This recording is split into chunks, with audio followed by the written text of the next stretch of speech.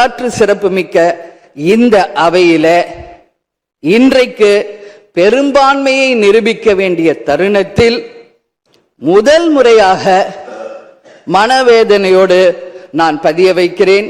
இங்கு குதிரை பேரம் நடந்ததாக இன்றைக்கு எதிர்கட்சிகள் அத்தனை பேருமே அதை சொல்லும் பொழுது, இதுவரை தமிழக அரசியல் வரலாற்றில் நடக்காத ஒரு விஷயம், அதுவும் இந்த வரலாற்று சிறப்பு மிக்க இந்த அவையிலே இந்த முக்கியமான நாளில் அதை பற்றி பேச வேண்டிய ஒரு நிலையை ஏற்பட்டதற்காக உண்மையில் நான் மனம் வேதனை அடைகிறேன்.